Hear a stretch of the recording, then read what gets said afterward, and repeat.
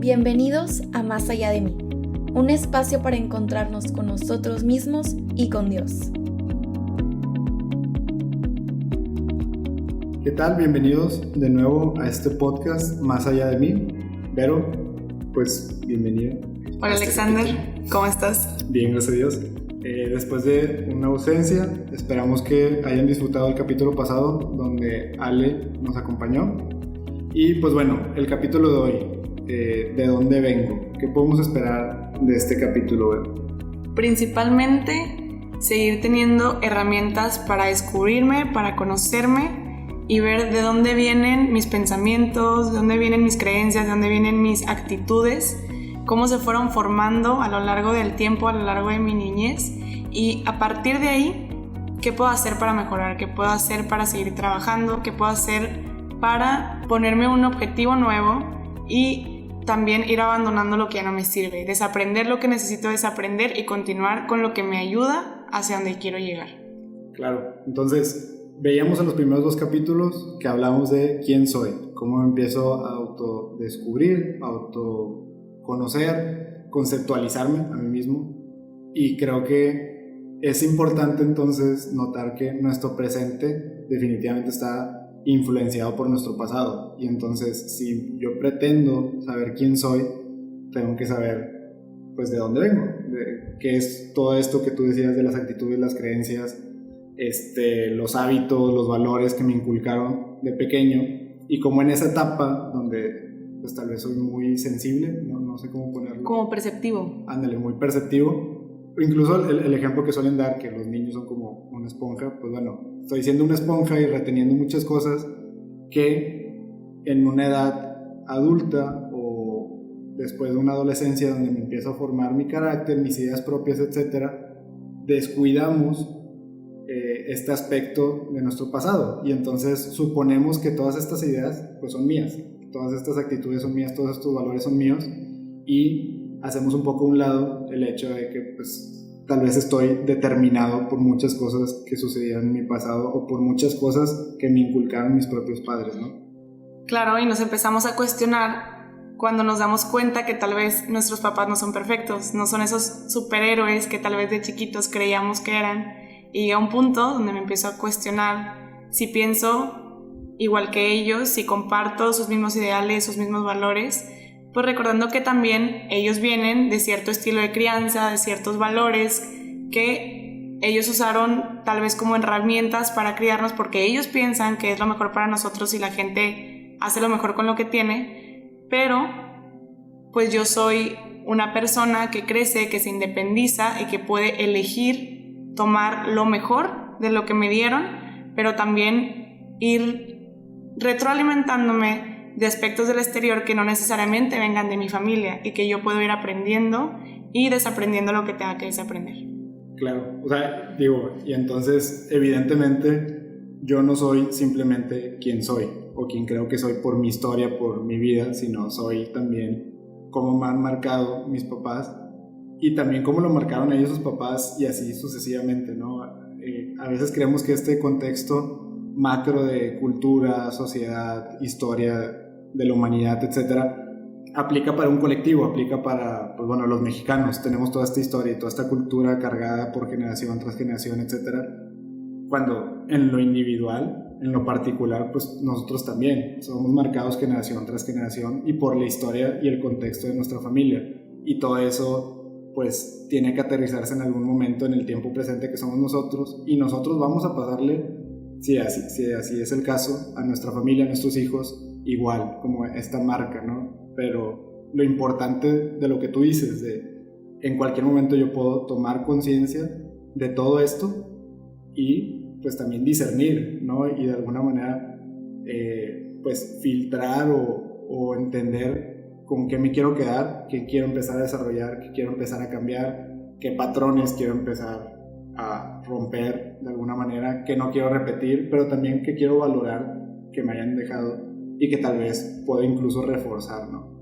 Y creo que esto también nos puede ayudar a empatizar, porque vamos creciendo y de repente creemos que todos crecieron en el mismo ambiente que yo y que todos valoran lo mismo que yo y que todos piensan igual que yo, cuando cada quien trae su historia, cada quien trae sus marcas, cada quien trae sus valores.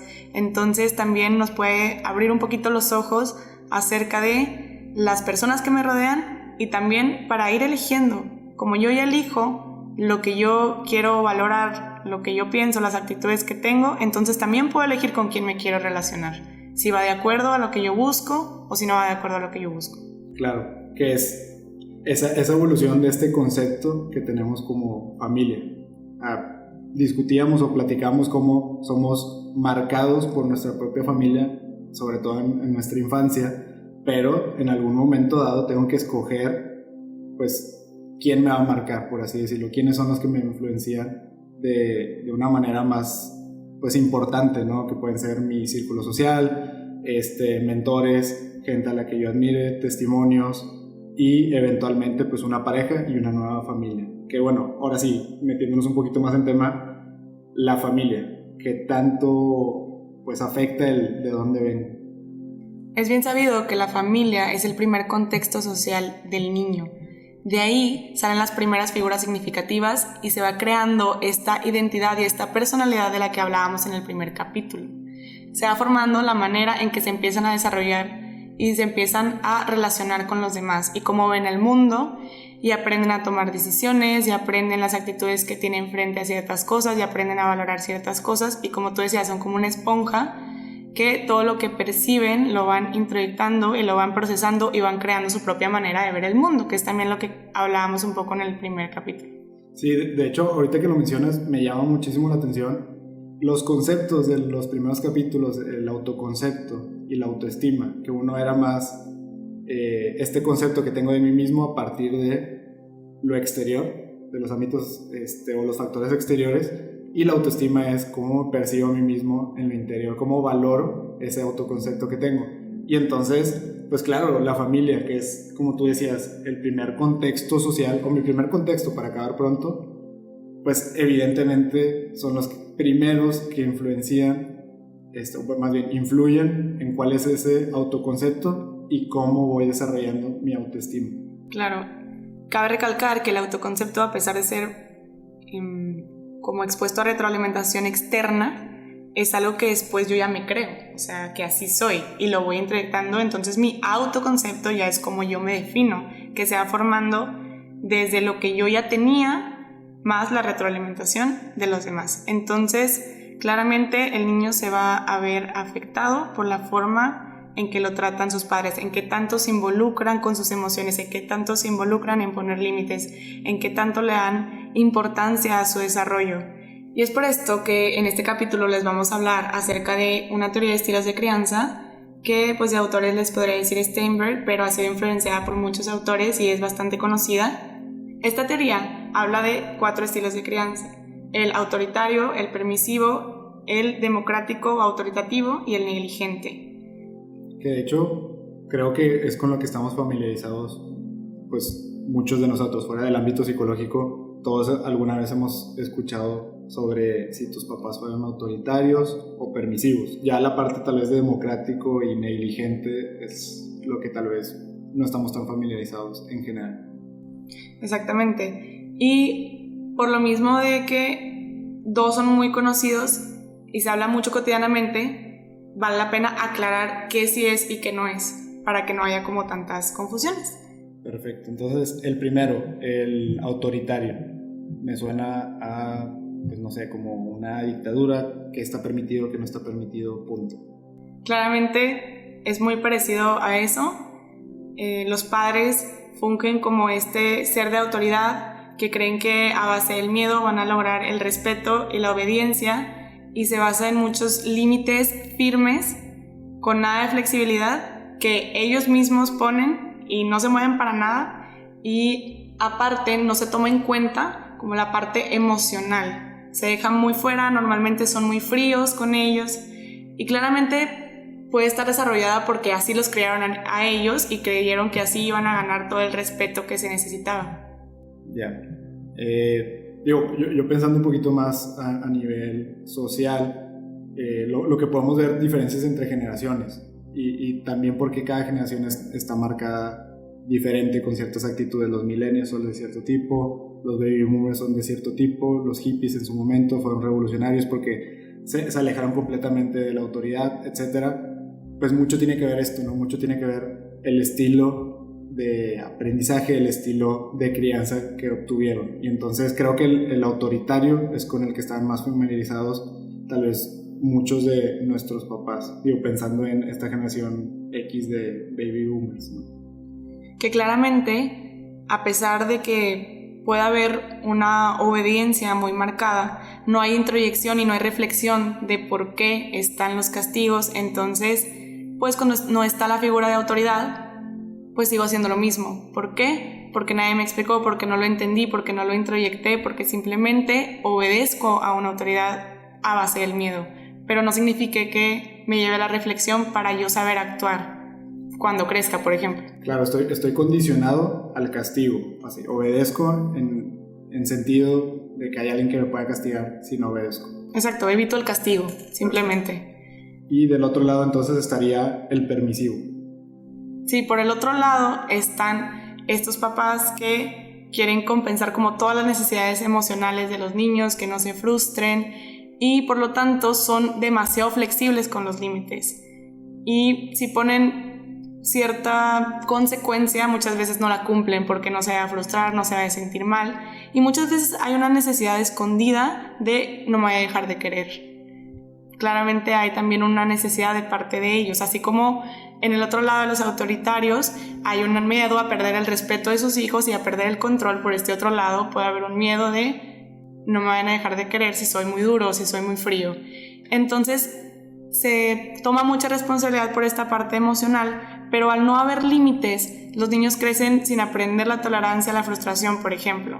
Entonces de grande creen que todo mundo les va a quitar los obstáculos en la vida y que no van a tener que batallar para muchas cosas, y puede que no, de igual manera, no aprendan a reflexionar y a tomar las decisiones como personas autónomas, que necesiten a alguien que siempre estuvo ahí, que siempre estuvo viendo por ellos y que les estuvo quitando los obstáculos de su vida. Entonces ellos no aprendieron a tomar esas decisiones desde pequeños. Claro, y ahí es donde entra la frustración. ¿Cómo no puedo obtener esto que quiero si estoy haciendo pues, lo que siempre he hecho? ¿Y por qué no llega alguien a dármelo? Sí, a ver, yo estoy respondiendo a lo que se exige de mí, pues tendría que haber esa recompensa, ¿no? Entonces ni una ni otra te prepara al 100% a una realidad que es una realidad cambiante, que es una realidad que presenta retos y obstáculos y que cada uno se tiene que ir viviendo pues como van llegando, no con lo que yo espero de eso que es. O sea, porque de nuevo, tanto como yo no soy lo que otros ven de mí, sino lo que en realidad soy, que lo que hablamos en los primeros capítulos, nuestra realidad tampoco es lo que esperemos de ella, sino lo que es. Y entonces tenemos que saber manejar tanto los obstáculos como pues también de repente cuando las cosas se dan bien y no desconfiar de que se estén dando bien. Claro, y puede ser, por ejemplo, que un niño que crece en un ambiente muy permisivo llega a la escuela y de repente comete una falta y no sé, le ponen una consecuencia y él tal vez está con la expectativa de que en algún punto se la van a quitar, sin hacer nada, sin responsabilizarse de esa consecuencia, y puede sentirse muy frustrado al darse cuenta que no va a ser así, que esta vez hay un lugar donde sí se me van a cumplir las consecuencias que me ponen. Ya, y de hecho, igual me voy a adelantar un poquito al tema de esto, cómo se ve reflejado ya siendo adulto, en qué esperamos de nuestras relaciones de amistad y sobre todo, obviamente, de pareja, que es cuando se ve pues más claro, ¿no? Que alguien que espera que pues me acepten tal cual como soy, y de repente me exigen cambiar ciertos hábitos, ciertos comportamientos o algo que le incomoda a la otra persona y espero que se contente sin yo tener que cambiar, y entonces esta persona se queda esperando y yo me frustro cuando pues no hay un cambio de actitud. Oye, pues es que así soy, porque no me deja ser yo mismo, ¿no? A veces nos clavamos o nos ciclamos con esto. Y también del primer estilo de aprendizaje, el autoritario, el pensar que pues bueno, tengo que demostrar algo, tengo que hacerle ver que yo exijo y espero que responda a estas exigencias, porque así funciona, ¿no? Así funciona. Cuando yo espero algo de alguien, le tengo que exigir y me tiene que responder, y si no me responde, pues me enojo, me molesto, no quiero decir que pues castigas a tu pareja, pero pues de alguna manera sí lo haces, de alguna manera con tu comportamiento, con a veces ciertos gestos, etcétera, puedes castigar a tu pareja. Claro, esperando que así va a cambiar. En lugar de intentar ser un poco más asertivos, como este tercer estilo de crianza que es el democrático o autoritativo, donde los papás no significa que sean perfectos, pero le dan importancia a las dos partes, tanto los límites, que sean claros y que no sean completamente negociables con los niños, pero esta parte de escucharlos y de involucrarlos como en estas decisiones y escuchar sus necesidades afectivas, tomarlas en cuenta. Entonces ahí se empieza también a formar niños que como igual y hay una comunicación asertiva con ellos, van comprendiendo el porqué de las consecuencias y van aprendiendo a reflexionar, a tomar decisiones, a ser más autónomos y por ende van formando mejores o relaciones más óptimas cuando van creciendo. Claro, tan sencillo como no es lo mismo que me castiguen por haber mentido a que me expliquen el por qué mentir tiene una consecuencia para mí como para otra persona, porque entonces mi enfoque no es no lo hago porque me pueden castigar, sino no lo hago porque entiendo que tiene una consecuencia negativa independientemente de que haya una persona o no haya una persona, incluso en la soledad, que de hecho lo vamos a platicar ya en el ámbito espiritual en los capítulos más adelante. Esto es importantísimo para desarrollar una vida interior. ¿Qué hago cuando nadie me ve? ¿Qué hago cuando mi relación con Dios es mi relación con Dios y ya está dentro de mí y yo, o sea, solamente yo entiendo cómo es esa relación? Pues ahí es donde veo mis verdaderos valores, que tanto profundicé e interioricé en la consecuencia de mis actos, en el por qué hago las cosas. Claro, y entender que todo lo que hago tiene una reacción tanto en mí como en los demás, y más que por un lado culparme o negar qué pasó, poder responsabilizarme acerca de eso que estoy haciendo. Por último, tenemos el estilo de crianza negligente. Este estilo literalmente son como padres ausentes que no le dan importancia ni a lo emocional ni a los límites del comportamiento. Muchas veces escuchamos cómo es que tengo demasiado trabajo, no tengo tiempo para mis hijos porque tengo que mantener una casa o lo que sea. El punto es que no se logran involucrar lo suficiente, se preocupan mucho más por sus propias necesidades o cosas que puede ser por muchísimas razones. Repito, aquí no venimos a juzgar ningún estilo, simplemente venimos a comprender por qué somos como somos, por qué actuamos como actuamos para lograr un cambio, a partir de qué voy a trabajar, ¿no? Y si necesito acompañamiento en este proceso, pues saber que puedo recurrir a una terapia o a una dirección espiritual. O sea, y justo creo que el negligente, no sé, y de nuevo, como dice Vero, no por juzgar ni nada, pero malamente es la realidad que viven demasiadas personas. Y ahí es donde podemos también cuestionarnos bueno, ¿qué estilo de aprendizaje, qué estilo de crianza tuvo alguien que no tuvo familia? O que tuvo una familia distante, que creció con tíos, que creció incluso en un orfanato, etcétera. Pues muy seguramente esto, o sea, también es un estilo de crianza la falta de crianza. Y es entender simplemente, o sea, nos condiciona y nos determina de cierta manera en la medida que nosotros dejamos que nos condicione y nos determine. Y tiene que llegar un punto en nuestra vida, en nuestra madurez, donde nos tenemos que plantear estos problemas o estos antecedentes que tuvimos para saber cómo yo quiero actuar en un futuro, cómo quiero que mi vida sea determinada en un futuro, ¿no? Y tocaste un tema muy importante, porque cuando el niño, digamos, no tiene una familia nuclear, sino familia extensa, puede pasar tanto, pues si lo crían sus abuelitos y ellos están más enfocados tal vez en sus necesidades por su etapa, pues sí puede ser negligente, pero si tiene alguna figura significativa que pueda fungir como padre, pues ya se pueden dar estos estilos de crianza. Él puede ver como figura significativa, como si fuera su propio papá o su propia mamá, a estas personas que crecieron con él, ¿no? Pero tomar en cuenta que cada uno va a tener ciertas consecuencias ya cuando crezcamos y en la forma en que nos relacionamos. Y como dices tú, no nos determina para nada. O sea, es algo que simplemente hay que hacer conciencia para saber a dónde quiero llegar.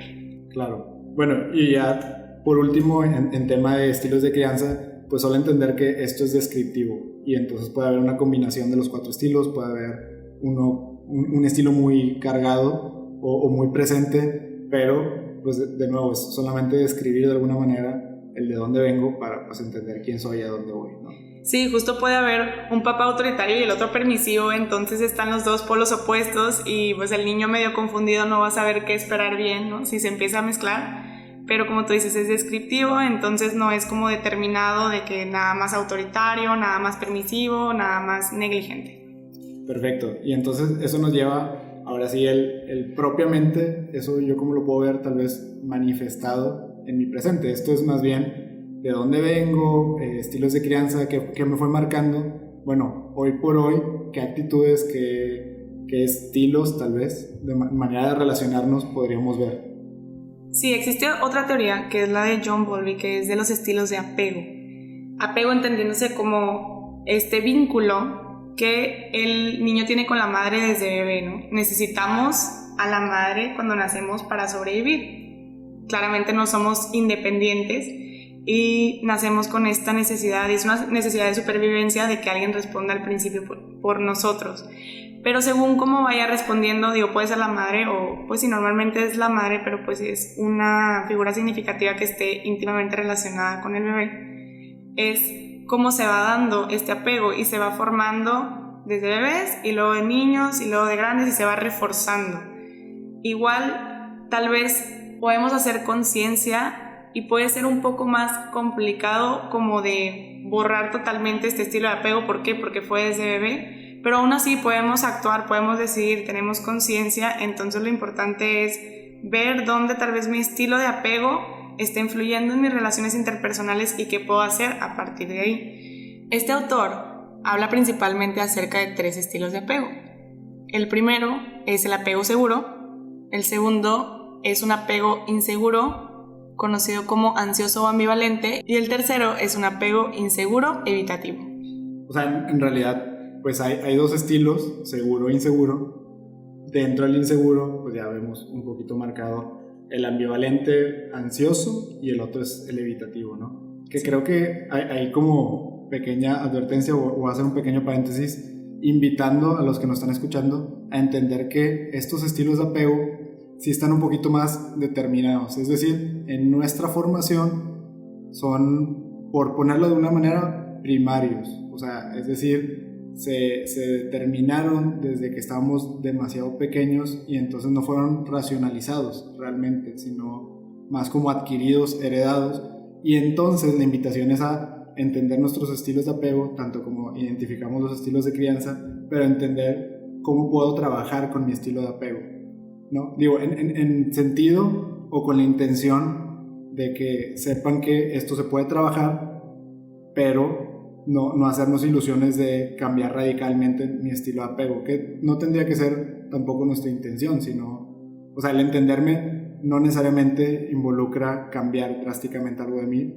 más bien el entenderme para saber cómo manejar mis actitudes, mis respuestas, mis relaciones y el cómo interactúo. Entonces, dentro de esto, los estilos de apego, pues hay otros estilos que pueden describir otros autores, otras teorías. Entonces, la invitación es a encontrar aquel que me describa lo más completo, por así decirlo, de manera más entera, para saber cómo puedo manejar mi estilo de apego y trabajar y vivir en ese estilo de apego, con ese estilo de apego hacia otras personas, ¿no? Y bueno, ya, cierro paréntesis, pero no sé si nos puedas explicar un poquito de cada estilo de apego.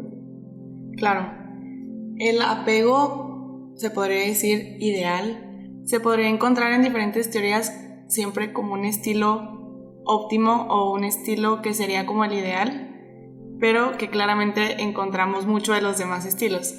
Pero el estilo de apego seguro es este donde cuando el bebé reaccionaba de alguna forma, tenía algún reflejo, lloraba, se reía, la mamá aprendió a descifrar cuál era su necesidad y respondía en tiempo óptimo. Entonces tiene que haber como un entendimiento y cuando va creciendo es igual, ¿no? Aprendo a escuchar a mi hijo, entonces ya sé cómo responder a esa necesidad y en el tiempo óptimo, que es muy importante. Estas personas cuando crecen pueden establecer relaciones saludables, pueden tanto involucrarse emocionalmente como no necesitar de la aprobación de los demás para sentirse completos, para sentirse seguros. Ya, me imagino sobre todo este concepto que introduces de tiempo óptimo, Y sobre todo con estilos de apego, tiene mucho que ver con la confianza que se va generando del bebé a la madre o del bebé a la figura autoritaria.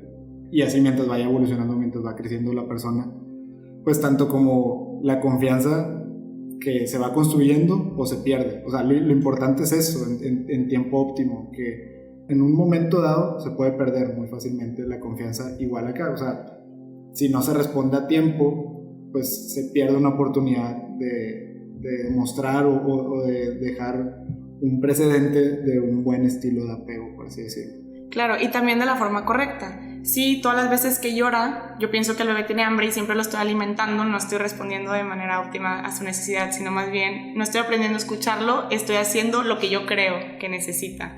Entonces es muy necesario esta parte de estar involucrado, escuchar, ver qué necesita, y de ahí se va formando este lugar seguro donde yo como niño puedo ir a explorar el mundo, pero sé que puedo volver a donde me van a dar apoyo. Sé que puedo volver a este lugar seguro que son mis papás, o bueno, en este caso, la madre, que tengo este apego o vínculo afectivo. Y que en definitiva es súper sano, ¿no? Sería un ideal pensar en una persona que en medida que va creciendo se atreve a experimentar cosas nuevas, a conocer diferentes perspectivas, a tener una apertura a demasiadas cosas, con la seguridad de que se puede equivocar, de que puedes resultar incluso lastimado por las relaciones que tiene con otras personas, pero eso no determina 100% el resto de su vida, su estado de ánimo, el si se va a quedar en una desolación, si se va a quedar deprimido, etcétera, sino que pues es normal experimentar, es normal saber y tener la seguridad de que existe un lugar seguro. Que bueno, de nuevo, aterrizándolo un poquito en lo espiritual, pues si yo veo a Dios, sobre todo a Dios Padre, que es la figura que se nos presenta como paternalmente, como mi lugar seguro, pues yo puedo vivir. Yo estoy llamado, de hecho, a vivir plenamente y felizmente y vivir mi vida. Y de hecho, vivir primero esta vida terrenal antes de una vida en el cielo, en la plenitud de Dios, en santidad, con la seguridad de que Dios está ahí y Dios está queriéndome y llamándome en todo momento, ¿no? Y entonces también, de nuevo, la importancia de generar esta seguridad en la persona. Entonces, si en algún momento yo no siento a Dios presente en mi vida, como quiera sé que está ahí, y puedo seguir y puedo continuar, y sé que está ahí, y sé que es mi lugar seguro, y sé que si yo le hablo me va a escuchar y me va a responder de alguna forma, o simplemente que estoy siendo escuchado. Es fascinante entonces pensar también cómo nuestra relación con Dios, sobre todo una relación cada vez más profunda, más entera y enterada, pues, y voluntaria también, creo que eso es importantísimo, sucede en una edad más avanzada de nuestra vida, y sí podemos verlo como una segunda oportunidad también de cómo pues concibo todo este apego, como incluso mi percepción de mi figura paternal o mi figura de seguridad, etcétera, porque se me da la oportunidad de ver a Dios de una manera correcta para desarrollar estilos de apego correctos, ¿no? Como segundo estilo está el inseguro, ansioso, ambivalente, que es cuando a veces mi mamá sí respondía a mis necesidades emocionales de manera óptima y a veces no. Entonces puedo sentir como si mi mamá se aleja, puedo tener este miedo al abandono. ¿Por qué? Porque no me quedó claro si sí vas a responder a mis necesidades o no las vas a responder. Y la gente cuando crece son personas sobre involucradas en las emociones de los demás, ¿no? Les interesa como mucho esta parte y les preocupa mucho no ser valorados emocionalmente así como yo valoro a los demás. Me imagino mucho esta relación de como preocupación, y entonces lo que yo espero de mi pareja, lo que yo espero de mis relaciones es que si de repente yo me doy cuenta que, oye, ¿sabes qué? No he sido lo suficientemente afectivo, no he apoyado suficiente a la otra persona, lo hago, pero por miedo a pues que no sea recíproco. Y entonces no es que realmente estoy preocupado por la otra persona, es que estoy preocupado que deje de quererme, deje de mostrar cariño conmigo, y entonces va a ser así, ambivalente, de un momento a otro, a veces sí, y luego, ok, me siento tranquilo por un momento, no lo hago porque realmente no estoy, digamos, apegado a esa persona o a esa relación, y de un momento a otro me asusto otra vez y me doy cuenta que tal vez no lo estoy haciendo, entonces lo hago para que no, y así te vas, a veces sí, a veces no, a veces sí, a veces no. Exacto, no son muy claros ni con sus límites consigo mismos o los límites que le muestran a los demás, y si están preocupados por esta parte y tienden a ser condescendientes si ven que algo tal vez no está funcionando en la relación como ellos esperan en esta parte, tienden a compensar esa falta, entonces tienden a ser muy cambiantes, como tú dices, tienden a ser ambivalentes. Ya, o sea, es como querer llegar a un nivel óptimo utilizando extremos, o sea, sin realmente modular la relación, por así decirlo. Bueno, esto tal vez ya es un concepto medio ingenieril. El cuando tienes solamente dos variables que son extremas, frío, calor, y quieres llegar al tibio, pues va a ser muy difícil, porque de repente vas a sentir frío y quieres aplicar 100% calor, y de repente vas a sentir calor y quieres aplicar 100% frío, y entonces pues no es algo balanceado, ¿no? Como tal vez en el estilo seguro. Exacto. Y como desde pequeño yo aprendí que a veces sí mi necesidad va a ser cubierta y a veces no, entonces no quiero perder cuando sí, y tengo mucho miedo que se vaya ese sí, tengo mucho miedo, entonces está esta constante preocupación, esta necesidad de reafirmación que se puede percibir, y pues esta necesidad de yo ser valorado efectivamente, así como yo te valoro a ti. Ya, pues sí, definitivamente cae en la parte de inseguro, un estilo inseguro, que también el estilo de apego evitativo, pues también por ahí va el por qué cae en inseguro, ¿no?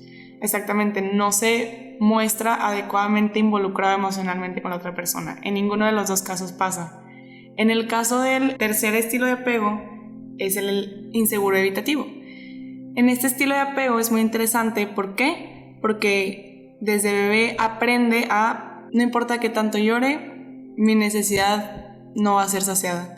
Entonces, pues ya no lloro. Literalmente aprendo a esconderlo. Se hacen como muy autónomos, por así decir, emocionalmente, o intentan serlo, en vez de mostrar como vulnerabilidad en sus relaciones, ¿no? Temen a mostrarse vulnerables. Pues de alguna manera viviendo una mentira. O sea, es irreal pensar que no necesitamos afecto, que no necesitamos cariño, que no necesitamos que nos demuestren ese afecto y ese cariño. Y entonces te engañas o te quieres convencer a ti mismo de que no lo necesitas porque estás cansado de esperar algo que no vas a recibir, o que piensas que no vas a recibir.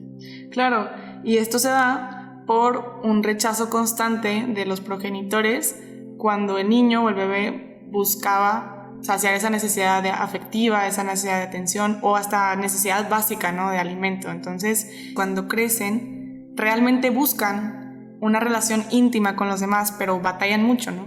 Batallan mucho en mostrar verdaderamente lo que sienten, batallan mucho en mostrarse vulnerables, y también batallan cuando la otra persona les demuestra esa parte, ¿no? Suele suceder como esta parte de, ay, sí, me gustas mucho cuando estamos felices, pero cuando estás triste, no, hazte para allá. Como esta mentalidad, o de manera inconsciente, actuar como, pues si yo me arreglo a mí mismo, si yo soy autónomo emocionalmente, pues yo también espero que tú también lo seas. Estas personas que se muestran frías e insensibles de alguna manera, queriendo aparentar fortaleza. Exacto, que es una fortaleza que es mera cortina. ¿Por qué? Porque hay todo un trasfondo, toda una herida emocional, y la verdadera fortaleza es aceptar que puedo ser vulnerable. Claro, que es de hecho la invitación, y esto es increíble cómo se relaciona incluso con lo bíblico, que Jesús nos invita y nos dice: yo voy a tomar tu corazón de piedra, sabiendo que no es de piedra. O sea, no nos haría esa invitación, no nos haría esa reflexión o ese acercamiento a nuestra sensibilidad, a nuestra necesidad afectiva, si existiera la posibilidad que realmente nuestro corazón fuera de piedra. Pero sabe que aparentamos y sabe que como quiera Él puede, pues, tomar ese corazón supuestamente de piedra y hacerlo hermoso, ¿no? Que es otra vez esta segunda oportunidad que mencionábamos hace rato. Exactamente. El chiste es también encontrar en Dios tal vez ese lugar seguro que por distintos factores no pudimos encontrar en nuestros padres, en la niñez, por muchas cosas. Él nos recuerda, aunque tus padres se olvidaran de ti, yo no me olvidaría de ti. Entonces, tener siempre eso en cuenta es clave para este crecimiento, este autodescubrimiento y mejorar la relación conmigo, con los demás y con Dios. Excelente. Bueno, pues ya a manera de cierre, entender o invitarlos a reflexionar, investigar y de alguna manera describir los estilos de crianza con los que crecieron ustedes, los estilos de crianza que quieren desarrollar, si quieren desarrollar o en un futuro tener una familia, Y eso en el presente, ¿cómo lo podemos ver? Con nuestros estilos de apego. Y entonces el apego, entendiéndolo como algo que tengo que manejar, no necesariamente cambiar, pero sí manejar y sí entender y sí cuidar ciertos comportamientos e interacciones. Y lo más importante, que el de dónde vengo, lo que me marcó en un pasado, no me tiene que seguir marcando o determinando en mi presente. Y Dios nos invita a eso, a entender que tengo una segunda oportunidad de salirme de todo aquello que me determina e ir más allá de mí. Si te gustó este episodio, no dudes en buscarnos en nuestras redes sociales. Estamos en Instagram y en Twitter como @masallapodcast.